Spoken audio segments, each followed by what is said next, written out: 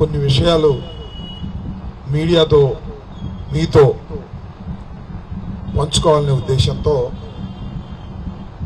ముందుగా నిరాహార దీక్ష కూర్చున్న ఒక గంట తర్వాత కొన్ని విషయాలు మీతో మాట్లాడదామనే ఉద్దేశంతో నేను ఈ మైక్ తీసుకున్నాను. జనవరి 31వ తారీఖున జరిగినటువంటి సంఘటన గురించి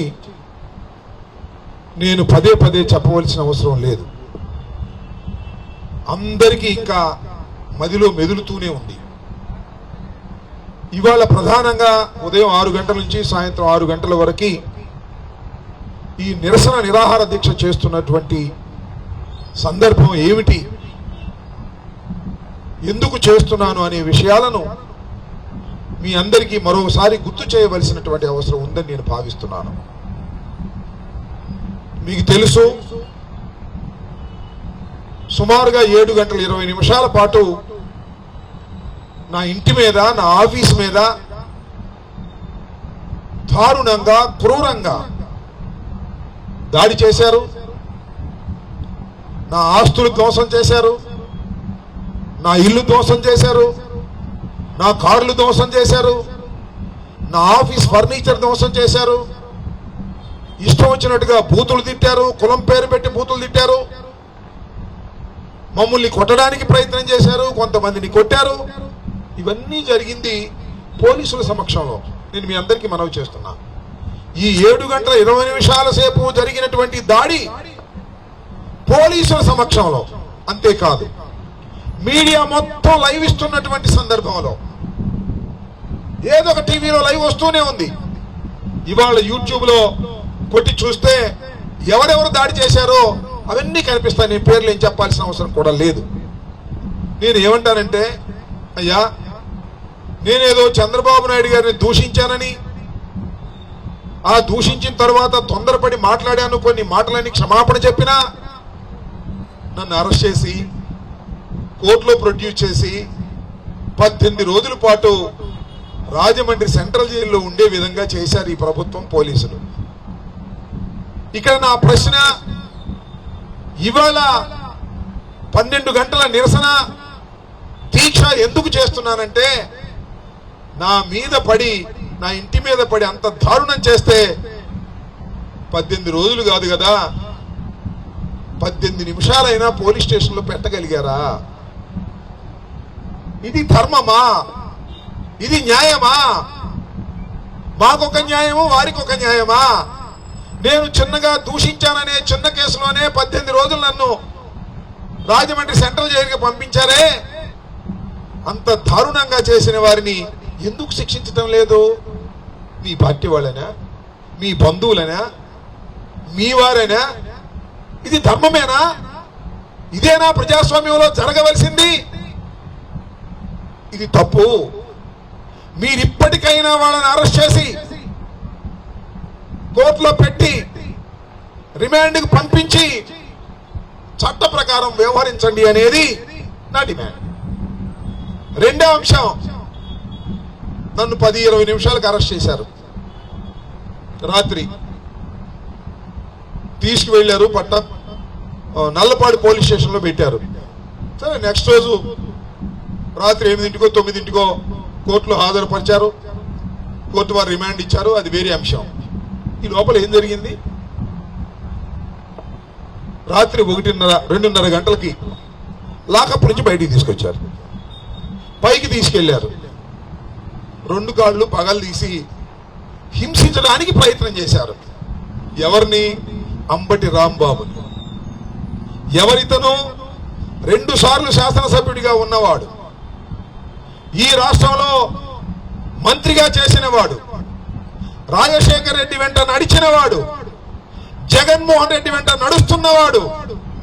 వీడిని తీసుకెళ్లి మీరు హింసించాలని ప్రయత్నం చేశారే, ఇది ఊరికినే పోతుందా? దీన్ని అంబటి రాంబాబు వదిలిపెడతాడా? చట్ట ప్రకారం శిక్షించేంత వరకు పోరాడడా?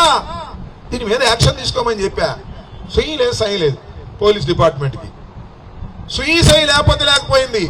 అంబటి రాంబాబు గారు చెప్పింది తప్పు, మేము చెయ్యలేదని ఒక్క అధికారి చెప్పాడా? చెప్పలా. అంటే ఒప్పుకున్నారు. రాంబాబు గారు చేసిన మాట నిజమే, మేము మాట్లాడమని నోరు మూసి కూర్చున్నారు. యాక్షన్ తీసుకోవటంలా. ఏమిటిది అని అడుగుతా ఉన్నా. ఈ ధర్మమేనా అని అడుగుతా ఉన్నా. దీని వెనకాల ఎవరున్నారు?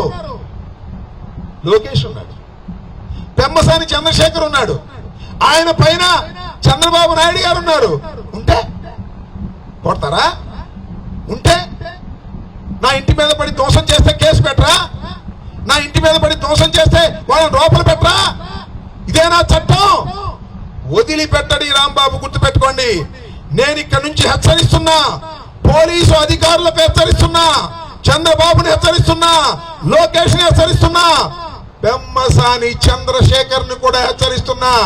ఏదో 12 గంటల నిరాహార దీక్ష చేసి ఇంట్లోకి వెళ్ళి పడుకుంటాడు అనుకుంటారు ఈ రాంబాబు. ప్రాణం పోయినా వదిలిపెట్టను.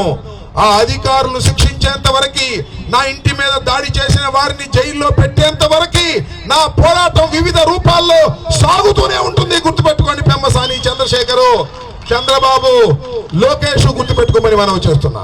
ఈ కుట్రదారులు ఎవరయ్యా? ఏ అనుమానం లేదు. పెమ్మసాని చంద్రశేఖర్. ఎప్పుడైనా ఉన్నాయా గుంటూరులో ఇలా దాడులు? ఎప్పుడైనా ఉన్నాయా? ఎంతమంది మంత్రులు చేశారు గుంటూరులో? ఎంతమంది శాసనసభ్యులు చేశారు? ఎప్పుడైనా ఏదో ఘర్షణ ఉంటే ఆ ఎన్నికల సమయంలోనో ఆ బూతుల దగ్గర అట్టా ఇటా నెట్టుకోవడం తప్ప ఇళ్ల మీద పడి దాడులు చేసే సంస్కృతి ఈ గుంటూరులో తీసుకొచ్చింది పెమ్మసాని చంద్రశేఖర్. గుర్తుపెట్టుకో. దీనికి ప్రతిఫలం చట్టబద్ధంగా నువ్వు అనుభవిస్తావని కూడా ఈ సందర్భంగా చెప్పదలుచుకున్నా. కొత్త పిచ్చోడు కదా, పొద్దురగడు, అమెరికా నుంచి వచ్చాడు, మంచి క్యాష్ పార్టీ. ఒక్కసారి పార్లమెంట్ సభ్యుడు అయిపోయాడు, ఆ తర్వాత కేంద్ర మంత్రి అయిపోయాడు. రోజు పండగ అనుకుంటున్నావా? పండగ 2 రోజులు కూడా వస్తాయి. ఎప్పుడు శాశ్వతం కాదు. పెమ్మసాని చంద్రశేఖర్ గారు అయితే పెమ్మసాని చంద్రశేఖర్ ఒకటి తెలుసు, ఇక్కడిక్కడ ఎన్ని తగాదాలు పెట్టినా మన పొరపాటును ఓడిపోతే స్పెషల్ విమానంలో వెళ్ళిపోతాడు అమెరికాకి. ఇక్కడ మనం కొట్టుకుపోవాల్సింది. గుర్తుపెట్టుకోండి, తెలుగుదేశం వాళ్ళకి కూడా చెప్తున్నా. ఇంత దుర్మార్గమైనటువంటి కార్యక్రమాలు చేసినటువంటి పెమ్మసాని చంద్రశేఖర్ని గాని, ఆయన కేంద్ర మంత్రి అయినా ఏ మంత్రి అయినా, లోకేష్ గాని చంద్రబాబుని గాని వదిలిపెట్టే ప్రశ్నే లేదు. రోజులు ఎప్పుడు ఇలాగే ఉంటాయని అనుకోకండి. ఇప్పటికైనా జ్ఞానం తెచ్చుకొని అధికారులు ఇద్దరిని సస్పెండ్ చేయండి. చట్ట ప్రకారం ముందుకు కదలండి. ఎవరైతే నా ఇంటి మీద దాడి చేశారో, నేను ఏదైతే కంప్లైంట్ ఇచ్చానో ఆ కంప్లైంట్ లో వచ్చే సెక్షన్లు అన్నీ కూడా రిజిస్టర్ చేసి ఎఫ్ఐఆర్ ని ఆల్టర్ చేసి చర్య తీసుకోండి, శభాష్ అనిపించుకోండి తప్ప ఏమిటి అన్యాయం నాకు అర్థం కాదా. నిజంగా నా ఇంటి మీద దాడి జరిగినప్పుడు 1 గంట తర్వాత పోలీసులు వచ్చి లాఠీ చార్జ్ చేస్తే ప్రభుత్వానికి ఎంత పేరు వచ్చేది? మంచి పేరు. కొట్టేశారా? అంబటి రాంబాబు గారి ఇంటి మీద దాడి చేస్తుంటే తెలుగుదేశం అని కూడా లెక్క చేయకోకుండా పోలీసులు వ్యవహరించారు, శభాష్ పోలీసులు అనేటువంటి మాట వచ్చేదే కాదా? చెప్పండి. ఎందుకు ఈ దారుణానికి పాల్పడ్డారు? భయపెట్టాలనుకుంటున్నారా? వైఎస్ఆర్ కాంగ్రెస్ పార్టీ కార్యకర్తల్ని భయపెట్టాలనుకుంటే అది మీ పొరపాటు. అందులోనూ అంబటి రాంబాబును భయపెట్టాలనుకుంటే మరింత పొరపాటు అని మనం చేస్తున్నా. దీనికి ధైర్యంగా ఎదుర్కొనేటటువంటి శక్తి మాకు రాజశేఖర రెడ్డి గారి దగ్గర నుంచి వచ్చింది, ఇప్పుడు జగన్మోహన్ రెడ్డి గారి దగ్గర నుంచి వచ్చింది. వదిలిపెట్టనంటే వదిలిపెట్టను. నేను గుర్తుపెట్టుకోమని మనం చేస్తున్నా. ఈ పోలీస్ డిపార్ట్మెంట్ కి చెప్తున్నా, లోకేష్ కి చెప్తున్నా, పెమ్మసానికి చెప్తున్నా, చంద్రబాబుకు చెప్తున్నా, ఇప్పటికైనా మర్యాదగా చట్టబద్ధంగా వ్యవహరించే కార్యక్రమాలు చేయండి. ఏదో 12 గంటలు కూర్చున్నాడు, వెళ్ళిపోయాడు, వెళ్ళడట, వదలట. మీ సంగతి తేలుస్తా. ప్రాణాలకు తెగించైనా మీ సంగతి తేలుస్తా. చట్ట ప్రకారం చర్య తీసుకునేంత వరకు నా పోరాటం ఆగదని కూడా ఈ సందర్భంగా నేను మనవి చేస్తున్నా. మరి 6 గంటలకు కూర్చున్నా, ఖచ్చితంగా 6 గంటలకి, మళ్ళీ 6 గంటలకు లెగుస్తా. బొత్స సత్యనారాయణ గారు కౌన్సిల్ నాయకుడు, ఆయన వస్తున్నాడు. ఇంకా అనేక మంది పెద్దలు సాయంత్రానికి ఇక్కడికి వస్తారు. వాళ్ళందరి సమక్షంలో నేను 12 గంటల నిరాహార దీక్షని విరమిస్తాను. ఆ తర్వాత మళ్ళా నా కార్యాచరణ ఉంటుంది. వదిలిపెట్టే ప్రశ్నే లేదు. అటు న్యాయ పోరాటం చేస్తా, ఇటు ప్రజా పోరాటం చేస్తా, ప్రజల్లోకి వెళ్తా, న్యాయం జరిగేంత వరకు కూడా ఈ పోరాటం ఆగదు. ఈ ఎత్తిన చెయ్యి దించను అని కూడా ఈ సందర్భంగా నేను మనవి చేస్తూ ఇవాళ నేను మీ ద్వారా అందరినీ కోరుకుంటున్నా, మీడియా ద్వారా అందరినీ అడుగుతా ఉన్నా. నేను చేస్తున్నది ధర్మ పోరాటం. నేను ఫ్రాక్షనిస్టును కాదు. నేను ఎవరిని కొట్టలేదు నా రాజకీయ జీవితంలో, ఎవరిని హత్యలు చేయలేదు, ఎవరి మీద దాడులు చేయలేదు, దాడులు ప్రోత్సహించను కూడా లేదు నా రాజకీయ జీవితంలో. అలాంటి నా మీద ఈ రకంగా దాడి చేయటం, నా కుటుంబం మీద దాడి చేయటం, నా భార్య పిల్లల మీద దాడి చేయటం సమంజసమేనా? ఇలా దాడి చేసిన వారిని శిక్షించకపోవటం ధర్మమా? ఆలోచన చేయమని అడుగుతా ఉన్న విఘ్నులైనటువంటి న్యూట్రల్ ప్రజానీకాన్ని, విఘ్నులైనటువంటి రాజకీయ పార్టీల్ని కూటమిలో తీసేయండి. జనసేన, బీజేపీ, తెలుగుదేశం తీసేయండి. ఇంకా బీజేపీ అప్పుడప్పుడు ఖండిస్తుంది. నేను మనవి చేస్తున్నా, సృజనా చౌదరి గారు ఖండించాడు దాడులు జరగటం తప్పు అని, సిపిఐ నారాయణ గారు ఖండించారు దాడులు జరగటం తప్పు అని. ఇలా ఖండించిన వారు చాలా మంది ఉన్నారు, కానీ కూటమిలో ఆ రెండు పార్టీలు మాత్రం ఖండించం. పవన్ కళ్యాణ్ గారు, చంద్రబాబు నాయుడు గారు. సరే, పవన్ కళ్యాణ్ గారు ఎందుకు ఖండించరో ఏమిటో మనకు తెలియదు. ఒక దుర్మార్గమైన పాలనకి ఆయన మద్దతు ఇస్తున్నాడు, ఇచ్చుకోండి, మనకేం అభ్యంతరం లేదు. నేను మనవి చేస్తున్నా, మిగతా రాజకీయ పక్షాలన్నీ కూడా గుంటూరు నడిబొడ్డులో ఇలాంటి జరిగిన సంఘటన జరిగితే దాని మీద యాక్షన్ తీసుకోకపోవటం అనే దాన్ని మీరు కూడా ఖండించాలి. ఖండించడం ద్వారా ప్రజాస్వామ్యాన్ని కాపాడుతున్నామనే భావన తీసుకురావాలని మీ అందరినీ కూడా విఘ్నులైనటువంటి మిగతా రాజకీయ పార్టీలని, విఘ్నులైనటువంటి ఆంధ్ర రాష్ట్ర ప్రజానీకాన్ని, న్యూట్రల్ గా ఉండే ప్రజానీకాన్ని నేను కోరుతున్నాను. నేను చేసే ఈ సుదీర్ఘకాలపు ధర్మ పోరాటానికి మీ అందరి మద్దతు కావాలని కూడా, ఇది సుదీర్ఘకాలం సాగుతుందో లేదు నెల రోజుల్లో ముగిస్తారో అది ప్రభుత్వం తేల్చుకోవాలి. అందరి మీద కేసు పెట్టి ఎఫ్ఐఆర్ ఆల్టర్ చేసి రిమాండ్కి పంపితే శభాష్.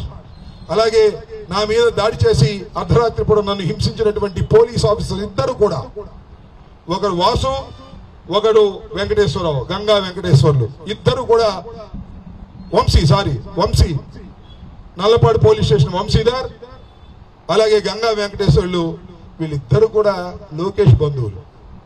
నేను చెప్తున్నా, లోకేష్కే కాదు బంధువులు, పోలీస్ అధికారులు మాకు బంధువులు ఉన్నారు, గుర్తుపెట్టుకోండి. అన్ని విషయాలు మాకు తెలియవనుకోకండి. మీరు చేసే ప్రతి విషయం కూడా మాకు ఉన్నారు బంధువులు, వాళ్ళు చెప్తారు ఏం జరుగుతుందో. పోలీస్ వ్యవస్థని గాడిలో పెట్టుకోవాల్సినటువంటి బాధ్యత ఈ ప్రభుత్వానికి ఉంది. ఈ విధంగా ఎవరైతే వైఎస్ఆర్ కాంగ్రెస్ పార్టీ నాయకులు గట్టిగా ఉంటున్నారో వాళ్ళ మీద పోలీసులు లాఠీలు ఉపయోగించి అణచాలని ప్రయత్నం చేస్తే అణిచే వ్యవహారం కాదని కూడా మనవి చేస్తున్నా. ఇవాళ కూడా సోషల్ మీడియాలో యాక్టివ్గా ఉన్నటువంటి వైఎస్ఆర్ కాంగ్రెస్ పార్టీ అనుకూలుల మీద దాడులు చేస్తున్నారు, అరెస్టులు చేస్తున్నారు, తీసుకెళ్తున్నారు. మొన్నేమో పూడి శ్రీహరిని తీసుకెళ్లారు, కుప్పం తీసుకెళ్లారు. ఆవిడ కోర్టులో ప్రొడ్యూస్ చేస్తే కోర్టు వారు రిజెక్ట్ చేశారు, విడుదలైపోయాడు. ఇలా మీరు హింసించాలని ప్రయత్నం చేస్తే మేమేదో భయపడతామని అనుకోకండి. మరింతగా రాటు తేలుతాం, మరింతగా పోరాట పటిమని పెంచుకుంటాం, మరింతగా రోడ్డు మీదకి వచ్చి పోరాటం చేసి మీ మెడలు వంచేటటువంటి కార్యక్రమం చేస్తాం తప్ప పారిపోయే ప్రశ్నే లేదని కూడా ఈ సందర్భంగా మనవి చేస్తూ, మరొకసారి ఆంధ్ర రాష్ట్ర ప్రజానీకాన్ని అందరినీ మనస్ఫూర్తిగా కోరుకుంటున్నా, నేను చేస్తున్నటువంటి ఈ ధర్మ పోరాటాన్ని మీరు ఆశీర్వదించండి, మీరు మద్దతు పలకండి సవినయంగా కోరుకుంటూ మీ దగ్గర సెలవు తీసుకుంటున్నాను. జై హింద్, జై జగన్.